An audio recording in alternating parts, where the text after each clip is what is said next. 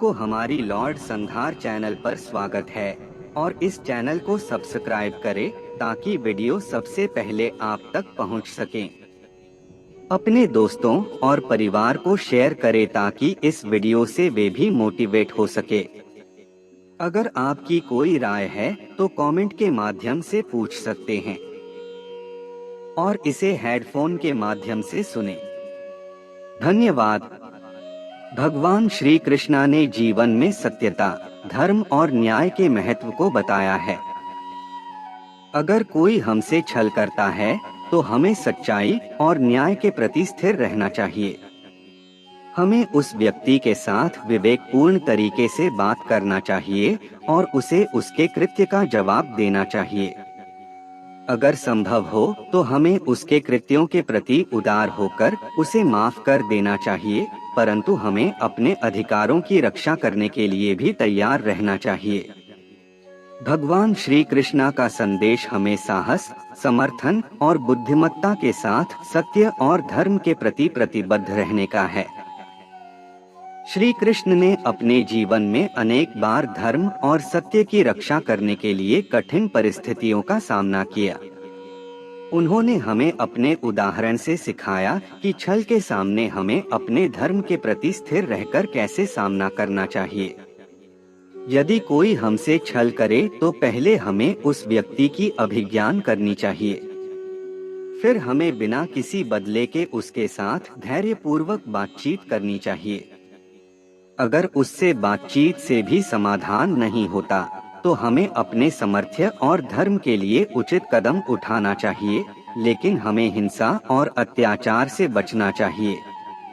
इस प्रकार हम अपने आप को धार्मिक और उचित रास्ते पर रखेंगे और छलांगों का सामना करेंगे।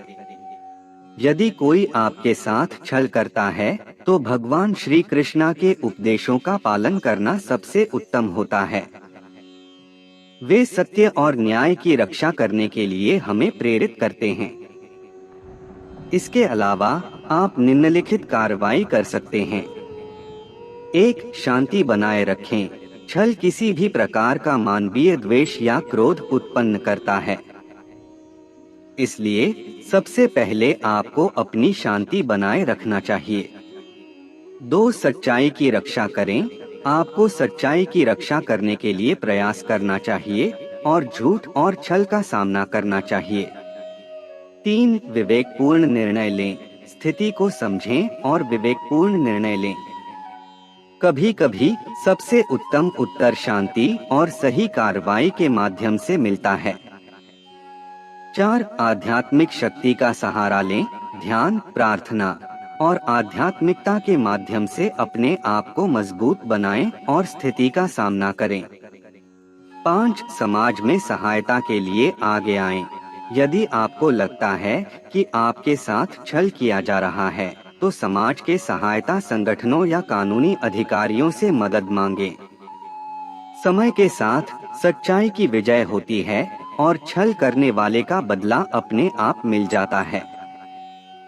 जब भगवान श्री कृष्णा छोटे कृष्ण के रूप में वृंदावन में नंद यशोदा के घर में रहते थे तो उनके साथ बचपन के साथियों में एक नामकरण के अवसर पर एक दिन एक रोगी ब्राह्मण ने आकर कृष्ण से दान मांगा।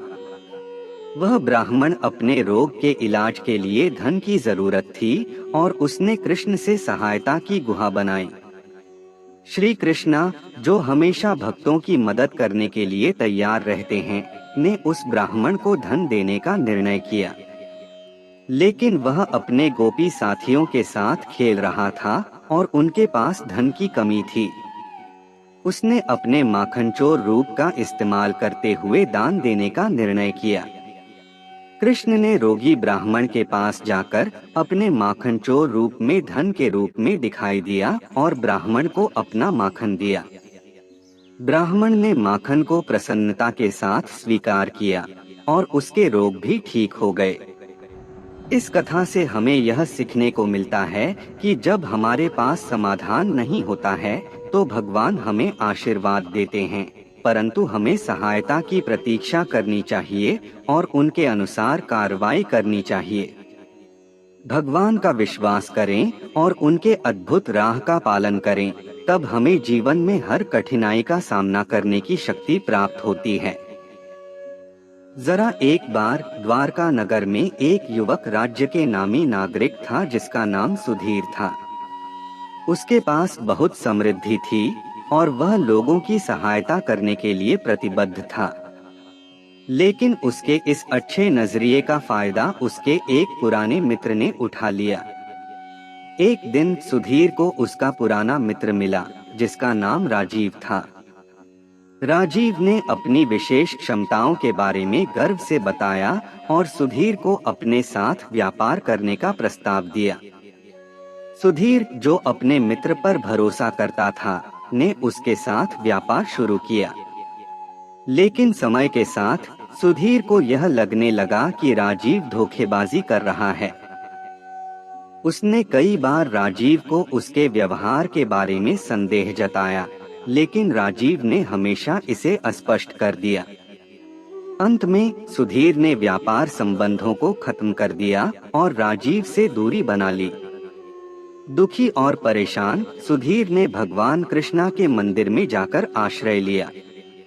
वह भगवान के सामने अपने दिल की बात कहने लगा और उनसे मार्गदर्शन मांगा। भगवान कृष्णा ने सुधीर को ध्यान दिया और उनसे कहा, बेटा, धोखेबाजी और छल के सामने सदैव सत्य को जीत की बजाय उसका सामना करना चाहिए। धोखेबाज व्यक्ति का उद्दीपन नहीं होता, वह आत्मा की उन्नति का मार्ग नहीं हो सकता। तुम्हें उसे माफ करके आगे बढ़ना चाहिए और सीखना चाहिए कि सच्चाई और न्याय के मार्ग पर ही विजय प्राप्त होती है। सुधीर ने भगवान के उपदेश को गहराई से समझा और ध्यान रखा। उसने धोखेबाजी के लिए राजीव को माफ कर दिया और अपने जीवन के प्रत्येक क्षण में सत्य और न्याय को पालन किया। उसका जीवन फिर से उज्जवल हो गया और उसने अपने गलतियों से सीखा। इस कहानी से हमें यह सीखने को मिलता है कि हमें सत्य और न्याय के मार्ग पर चलना चाहिए और धोखेबाजी के सामने धैर्य और समर्थ होना चाहिए।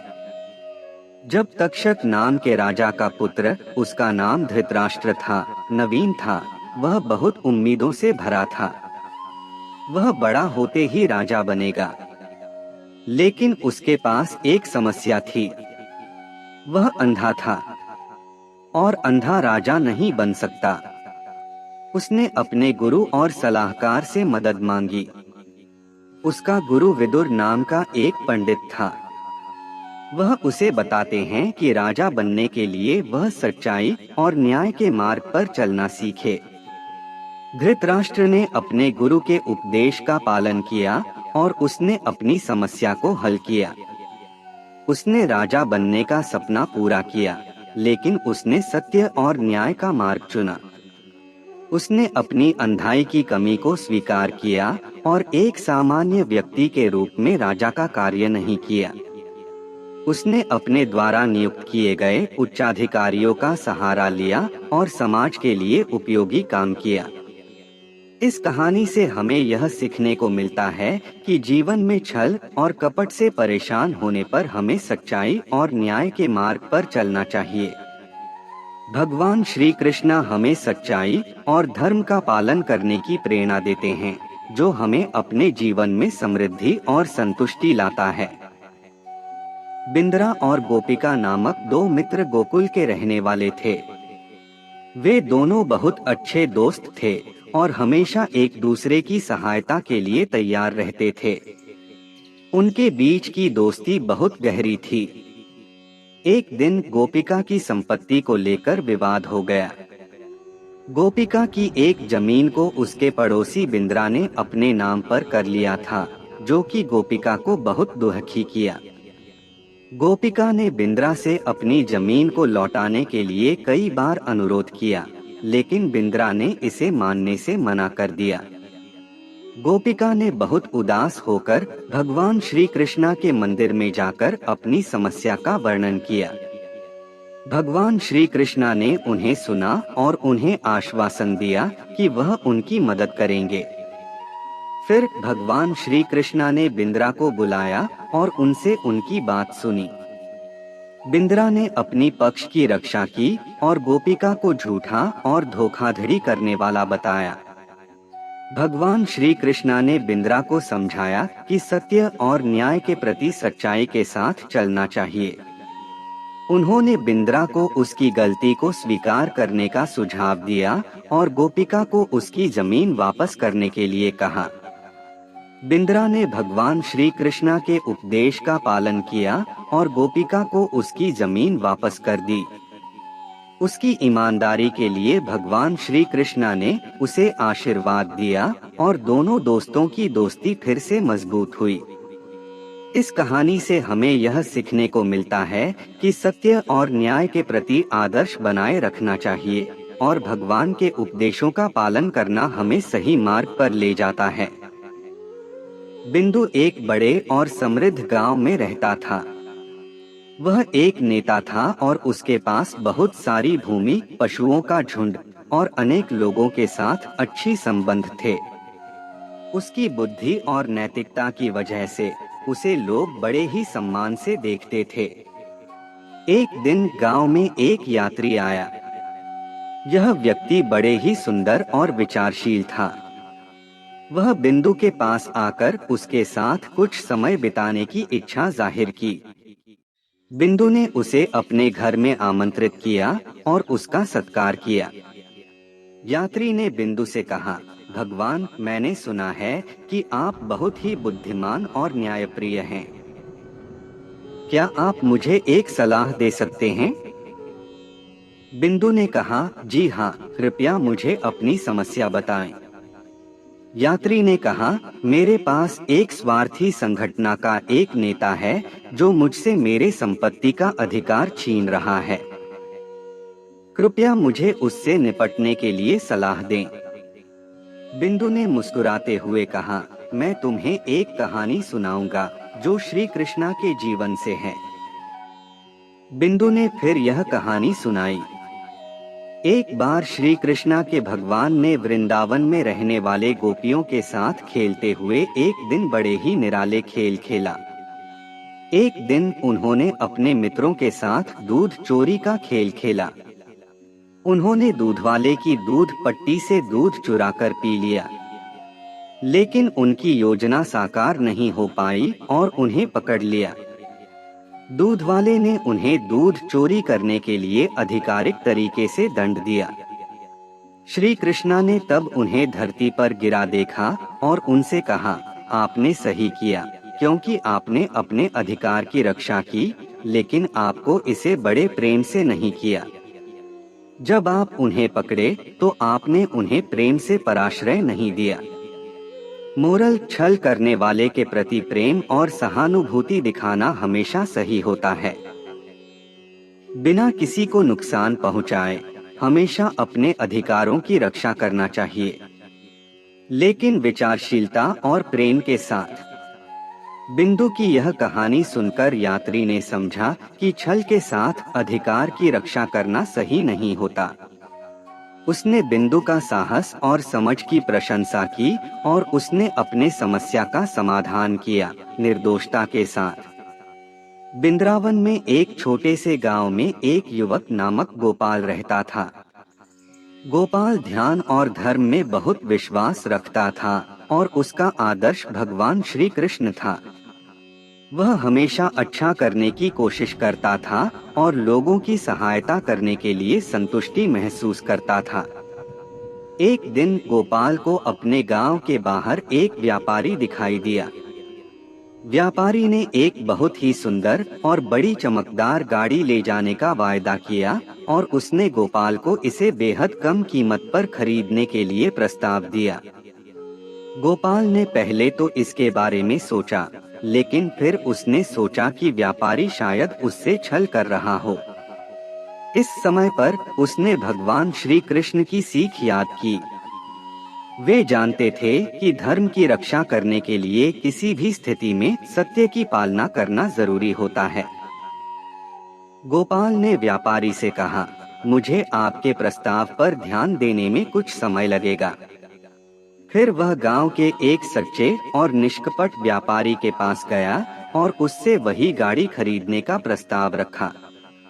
उस व्यापारी ने गोपाल को सच्चाई से उपयुक्त मूल्य पर गाड़ी बेची। गोपाल ने वहां से गाड़ी ले जाकर सच्चाई की राह पर चलते हुए सुख शांति से जीने का निर्णय लिया। इस कहानी से सीख यह है कि हमें सत्य की पालना करते हुए अपने निर्णय लेने चाहिए, चाहे हालात जैसे भी हों। भगवान श्री कृष्ण हमें सच्चाई और न्याय की राह पर चलने का प्रेरणा देते हैं। बिंद्रावन के किसी गांव में एक बड़ा ही साधु महाराज रहते थे। उनका नाम स्वामी गोपालानंद था। स्वामी जी के पास अनेक शिष्य आते जाते और उनके शिष्य भी थे।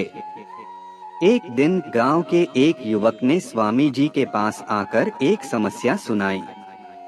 वह कहता था कि उसका मित्र उससे धोखा कर चुका है और उसने सभी अपनी संपत्तियों को खो दिया है।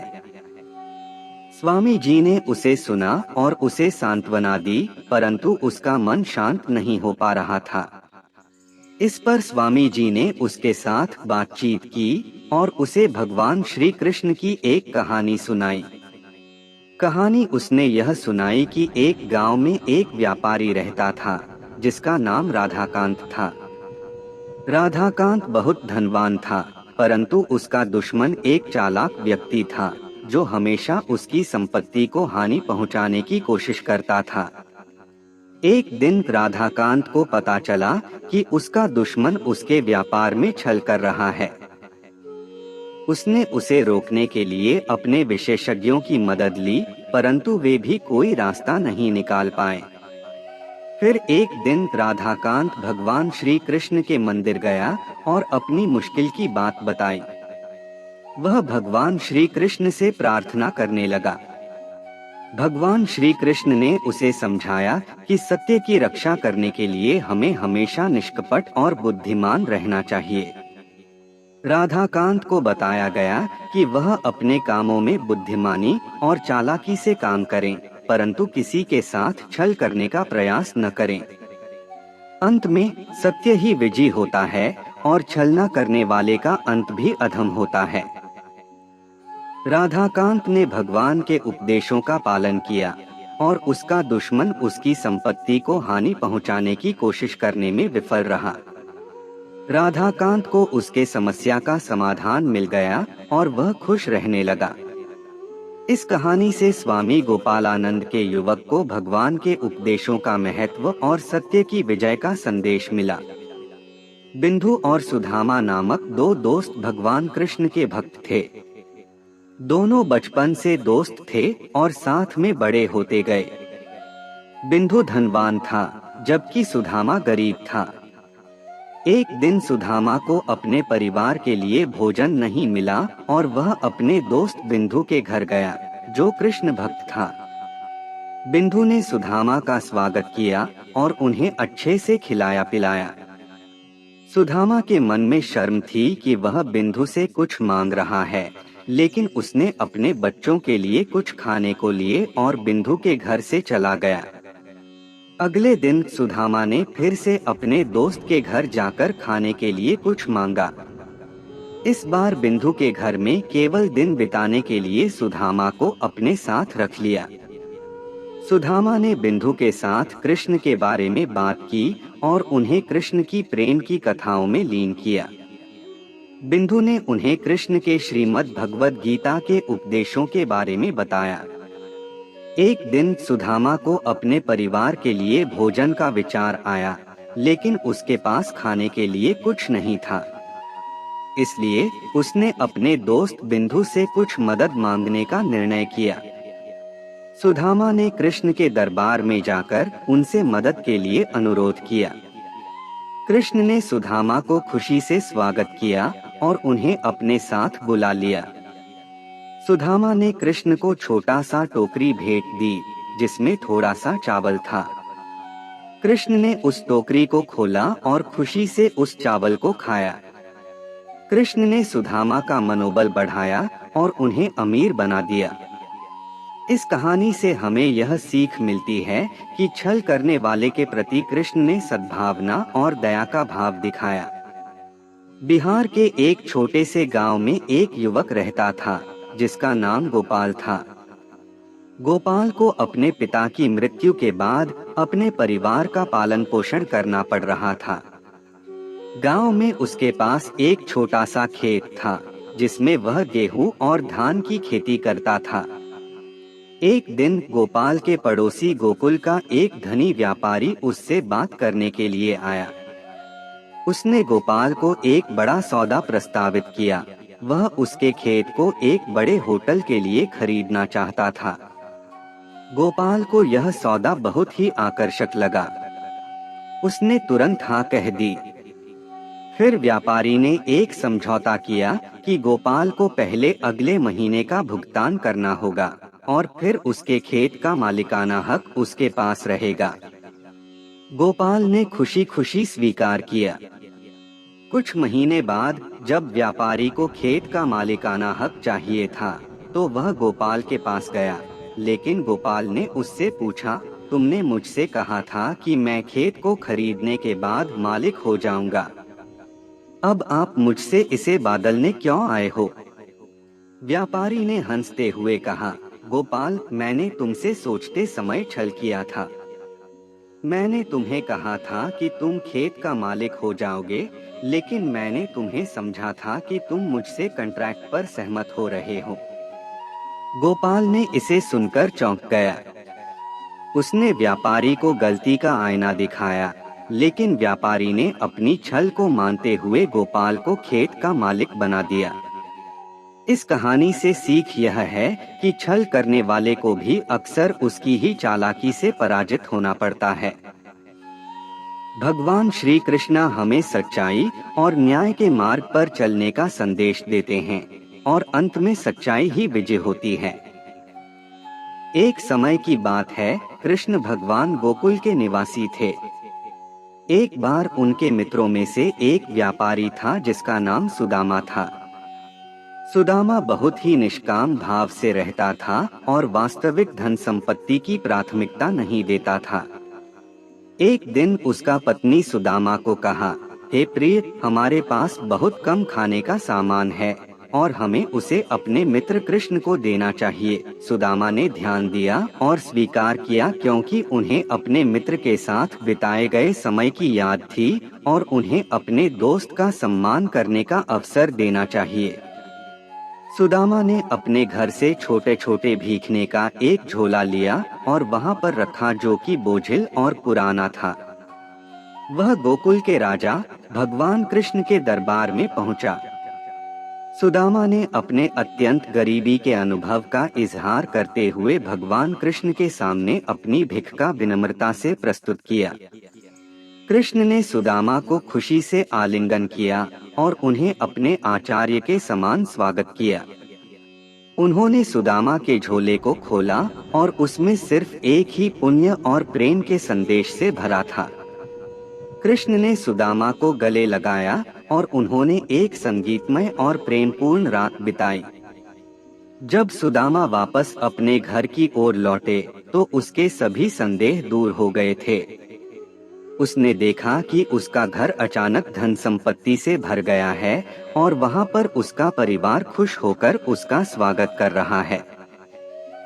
यह कहानी हमें यह शिक्षा देती है कि भगवान कृष्ण की भक्ति, सच्चे प्रेम और निस्वार्थ भाव से किया गया दान हमेशा हमें आशीर्वाद और समृद्धि लाता है।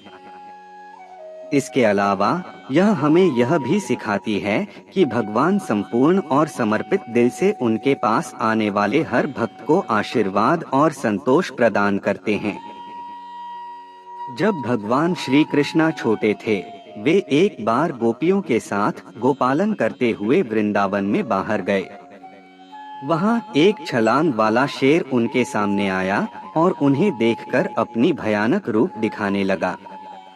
छोटे गोपाल कृष्ण ने गोपियों को अपनी रक्षा के लिए पीछे हटने का सुझाव दिया और वे शेर के सामने आगे बढ़े। शेर ने कृष्ण को देखकर कहा, अब तू मेरा शिकार होगा। कृष्ण ने धैर्य से उत्तर दिया, तुम भले ही मुझे खाना चाहते हो, पर मेरे भाइयों को भी खाना पसंद करोगे क्या? शेर चौंक गया और पूछा, तेरे भाई कौन हैं? कृष्ण ने कहा, वे यहाँ के सभी पशु हैं, तुम उन्हें खा सकते हो, लेकिन मुझे बाद में खाना। मुझे तो मेरे माता पिता इत्यादि के साथ घर वापस जाना है। शेर को बड़ा आश्चर्य हुआ और उसने कृष्ण को छोड़ दिया। यह सुनकर कृष्ण के साथियों ने भी शेर को अपने बदले की दिशा में देखा और उन्होंने शेर को पीछा कर दिया। शेर की भयानक भयभीति से पराजित होकर वह भाग गया।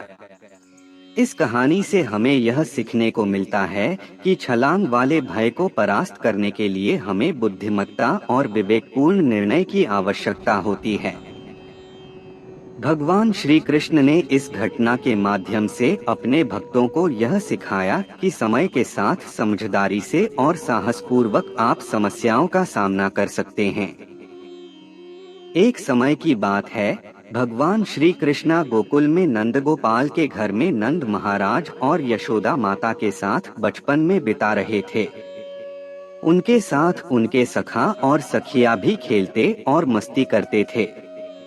एक दिन कान्हा के मित्र उनके पास आए और उनसे कहा, हे कान्हा, हमने सुना है कि वहाँ यदि कोई खोटा बोले तो उसे श्रीमान श्री कृष्णा का देवरा कहा जाता है। कृष्णा ने इसे सुनकर चुपचाप नकल की और सभी के सामने बोला, हाँ, यह सच है।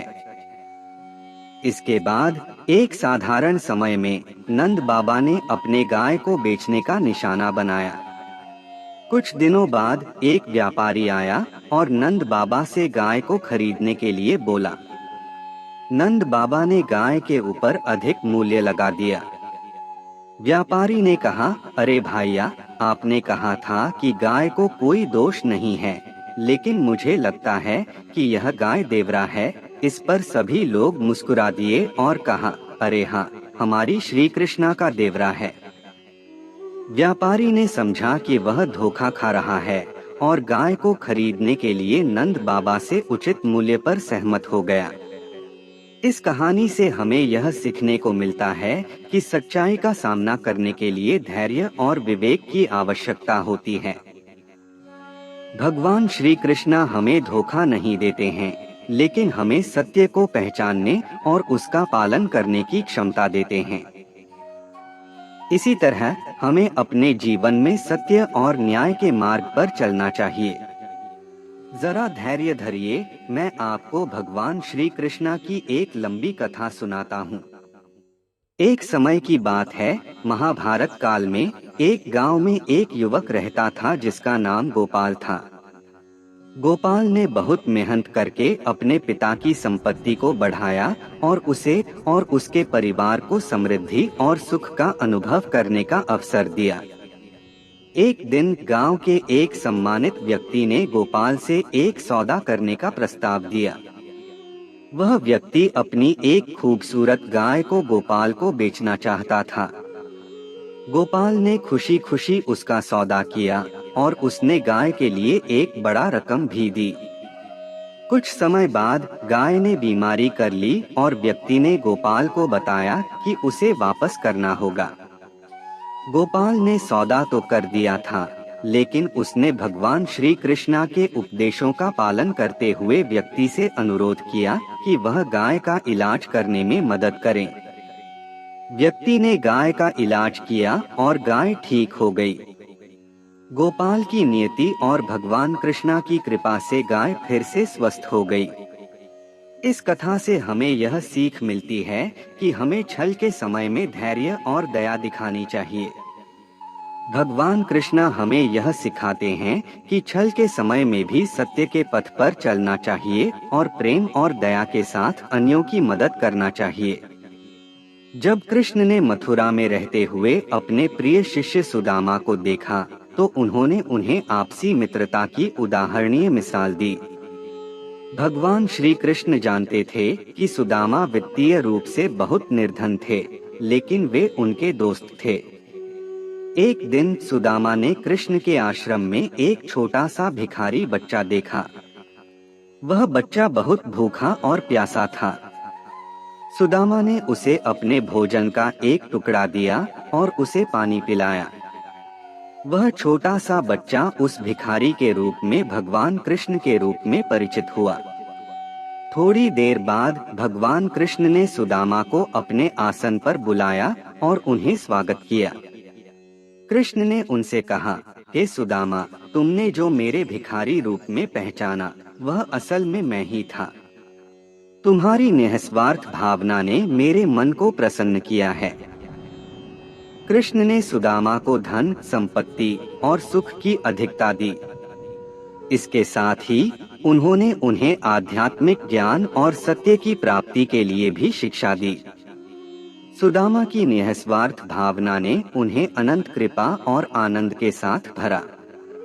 इस कथा से हमें यह सीखने को मिलता है कि सच्ची मित्रता में विश्वास करना, अन्यों की मदद करना और निस्वार्थ भावना रखना हमें आत्मसमर्थ बनाता है और आनंद की अधिकता प्रदान करता है।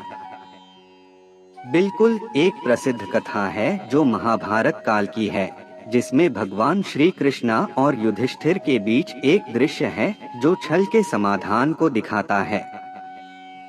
महाभारत युद्ध के दिनों में युधिष्ठिर ने अपने भाइयों के साथ महाभारत युद्ध के दौरान विपरीत सेना के चेहरे को पहचान लिया। वह भगवान श्री कृष्णा से परामर्श लेने के लिए गया कि वह अपनी मात्र नीति क्या होनी चाहिए। भगवान श्री कृष्णा ने उन्हें एक कठिन तरीके से समझाया कि नीति केवल अच्छाई को बचाने के लिए नहीं होती, बल्कि अन्य के अन्याय और छल का जवाब भी देना पड़ता है। उन्होंने युधिष्ठिर को युद्ध में छल का जवाब देने के लिए युद्ध का विकल्प दिया, लेकिन उन्होंने यह भी बताया कि उन्हें न्यायपूर्वक और सत्य के साथ कार्रवाई करनी चाहिए। इस प्रेरणादायक उदाहरण से हम यह सीख सकते हैं कि छल का जवाब भगवान श्री कृष्णा के उपदेशों के अनुसार देना चाहिए, जिसमें सत्य, न्याय और धर्म का पालन किया जाता है। छल करने वाले के प्रति शांतिपूर्ण और धीरे से कठिनाई की भावना दिखाना चाहिए, परंतु उनकी छल को बेबाकी से सामना करना चाहिए। जरा सुनिए, यह एक कहानी है भगवान श्री कृष्णा के जीवन से, जो हमें छल करने वाले के साथ कैसे निपटना चाहिए। कृष्णा का बचपन सांवले रंग का था और उनकी शरारतें पूरे गोकुल को हंसाती रहती थीं। एक दिन गोपियों ने कृष्णा से कहा, हे कान्हा, हमें तुमसे मक्खन चोरी करने की शिकायत है। कृष्णा ने चुपचाप सुना और फिर गोपियों से पूछा, क्या आपके यहाँ मक्खन खरीदने के लिए कोई पैसे लगाता है? गोपियों ने हंसते हुए कहा, नहीं, हमारे यहाँ मक्खन खरीदने के लिए कोई पैसे नहीं लगते। तब कृष्णा ने कहा, तो अगर मक्खन बिना पैसों के मिलता है तो उसे चोरी कैसे कहा जा सकता है? गोपियों को अपनी खतरनाकी की पहचान हो गई। वे कृष्णा की चालाकी को समझ गईं और मुस्कुराते हुए उसे माफ कर दिया।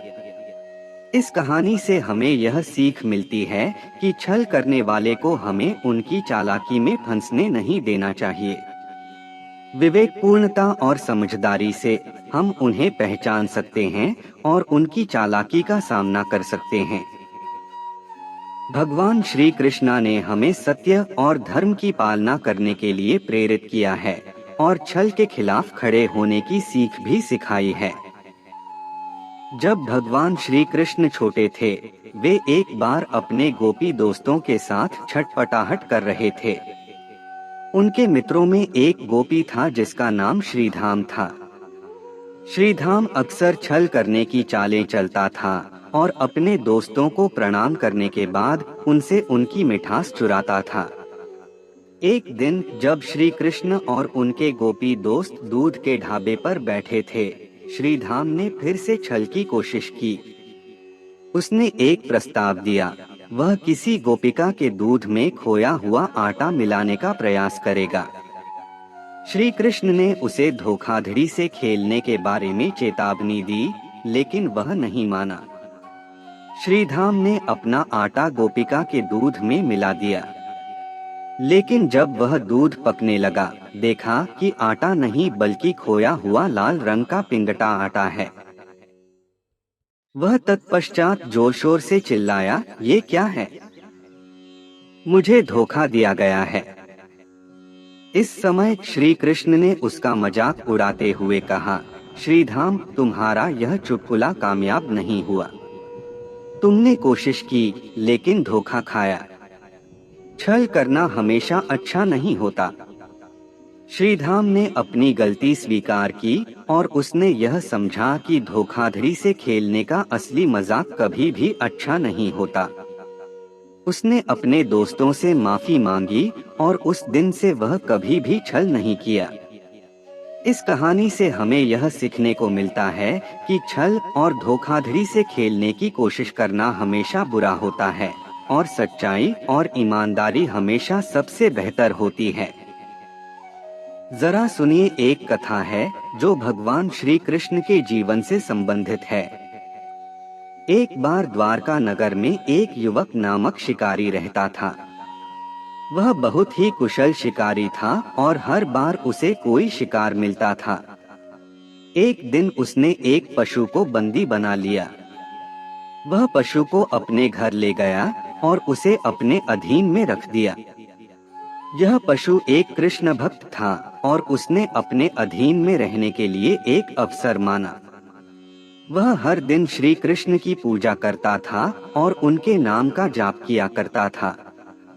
एक दिन शिकारी ने उस पशु को बहुत ही कठिन परीक्षा का सामना करवाया, परंतु पशु ने अपने आप को भगवान श्री कृष्ण के प्रेम और शक्ति में समर्थ साबित किया और उस विपरीत परिस्थिति से बच गया। शिकारी ने देखा कि यह पशु जितना उसके परिश्रम में प्रतिष्ठित है, उतना ही उसकी शक्ति में भी। उसने अंततः उसे छोड़ दिया और उसके साथ भगवान श्री कृष्ण का भक्ति में समर्थ होने का सम्मान किया। यह कथा हमें यह सिखाती है कि जीवन में छल करने वालों से सावधान रहना चाहिए और भगवान के नाम में विश्वास रखना चाहिए। उसकी आदर्शता और भक्ति ही हमें हर संघर्ष में सामर्थ्य प्रदान करती है। एक बार की बात है, गोकुल नगरी में एक युवक था जिसका नाम माधव था। माधव बड़ा ही ईमानदार और नेक नौजवान था।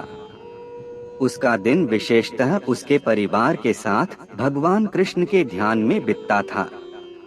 वह हर सुबह और संध्या में मंदिर जाकर भगवान कृष्ण के चरणों में अपनी भक्ति और प्रेम व्यक्त करता था। एक दिन गोकुल नगरी में एक धनवान व्यापारी आया। उसका नाम कंस था। कंस ने गोकुल के लोगों को छल से धन कमाने का तरीका सिखाया। वह उन्हें झूठे वायदों और धोखे के साथ धन बनाने के उपाय बताता था। अपनी चालाकी और माया से वह गोकुल नगरी के लोगों को अपनी ओर खींच लेता था। माधव ने कंस के इन कार्यों को देखा और उसे अत्यंत आश्चर्य हुआ। वह जानता था कि इस प्रकार का छल करना भगवान कृष्ण के उपदेशों के विपरीत है। माधव ने तुरंत निर्णय लिया कि वह इस दुष्ट व्यक्ति के खिलाफ उठेगा। वह गोकुल नगरी के लोगों को जागरूक करने और कंस की चालाकी का पर्दाफाश करने के लिए उनसे मिला। वह उन्हें भगवान कृष्ण के उपदेशों का पालन करने का प्रेरणा दिया और उन्हें छल से बचने के उपाय बताए। धीरे धीरे गोकुल नगरी के लोग खुद को कंस की धोखाधड़ी से बचाने के लिए समर्थ हो गए। वे भगवान कृष्ण के प्रेम और ईमानदारी के माध्यम से सत्य के मार्ग पर चलने लगे। इस कथा से हमें यह सीखने को मिलता है कि छल करने वाले के खिलाफ उठना और सत्य की रक्षा करना हमारा धर्म है। भगवान श्री कृष्ण ने हमें सत्य और न्याय की रक्षा करने के लिए हमेशा प्रेरित किया है। वृंदावन के किनारे एक गांव में एक युवक नामक था। उसका नाम गोपाल था। गोपाल बहुत ही ईमानदार और न्यायप्रिय था। वह गांव के लोगों के बीच बहुत ही प्रिय था। उसके पिता की मृत्यु के बाद गोपाल ने गांव की किसानी में काम करना शुरू किया और अपने माता पिता की जिम्मेदारियों का पालन करना आरंभ किया। एक दिन गोपाल को एक धनी व्यापारी ने धोखा दिया। वह धनी व्यापारी गांव में नया आया था और गोपाल को एक बड़ा व्यापार करने का प्रस्ताव दिया। गोपाल ने विश्वास करते हुए सहमति दे दी। धनी व्यापारी ने गोपाल को कई हजार रुपए दिए और उससे एक समझौता किया कि वह उस पैसे के साथ एक समय के लिए उसके पास वापस न आएगा। गोपाल ने पैसे लेकर उस धनी व्यापारी के साथ समझौता किया और उसने उन पैसों के साथ अपने किसानी का काम और अपनी माँ की देखभाल का काम किया। परंतु समय के साथ पता चला कि व्यापारी का इंतजार करने के बाद वह वापस नहीं आया। गोपाल को धोखा मिला। गोपाल को बहुत दुख हुआ, लेकिन वह निराश नहीं हुआ। उसने यह सोचा कि धनी व्यापारी ने जो किया वह गलत था और उसे इसे भुलाकर आगे बढ़ना चाहिए। उसने धनी व्यापारी के खिलाफ कोई कानूनी कदम नहीं उठाया, बल्कि उसने अपने काम में और अपने धार्मिक मार्ग में स्थिर रहकर धन्य रहने का निर्णय लिया। गोपाल का यह धैर्य और न्यायप्रियता का धर्म भगवान श्री कृष्णा के उपदेशों के अनुसार था। उन्होंने सिखाया कि हमें हमेशा सत्य और न्याय का पालन करना चाहिए और हमें छल करने वालों के प्रति ईमानदार रहना चाहिए। गोपाल की यह गुणवत्ता उसे समाज में सम्मानीय बनाती है और उसके जीवन में समृद्धि और खुशियों की विशेष बारिश करती है। एक समय की बात है, भगवान श्री कृष्णा और उनके भक्त अर्जुन का अत्यंत प्रसिद्ध था। एक दिन अर्जुन ने एक स्थिति का सामना किया जहां उसे एक व्यक्ति ने धोखा दिया था। यह उसे बहुत ही दुखी कर दिया। अर्जुन भगवान श्री कृष्णा के पास गया और अपनी समस्या का विवरण किया। भगवान श्री कृष्णा ने उसे ध्यान दिया और उसे अपने परिवार के साथ एक छोटे से गांव में जाने की सलाह दी। अर्जुन उनकी सलाह मान लिया और उसने अपने परिवार के साथ उस गांव की यात्रा की। वहां पहुंचकर उसने एक बूढ़े साधु से मिला जिन्होंने उसकी समस्या सुनी और उसे ध्यान देने की सलाह दी। अर्जुन ने साधु की सलाह मानी और ध्यान देना शुरू किया। ध्यान के दौरान उसने अपने अंतर में स्थिरता का अनुभव किया और उसने अपने साथ हुए धोखे को समझा। अर्जुन को समझ आया कि धोखा उसने उस व्यक्ति के द्वारा किया था जिससे वह प्रतिस्पर्धा में था। वह उसे धन के लिए हरी चाल खेलने की सिखाई गई और ध्यान में रहकर अपनी शक्ति का इस्तेमाल करते हुए उसने उस व्यक्ति की धोखाधड़ी का मुंहतोड़ जवाब दिया। इस कहानी से हमें यह सीखने को मिलता है कि जब हमारे साथ धोखा होता है तो हमें ध्यान में रहकर शक्तिशाली कदम उठाने चाहिए।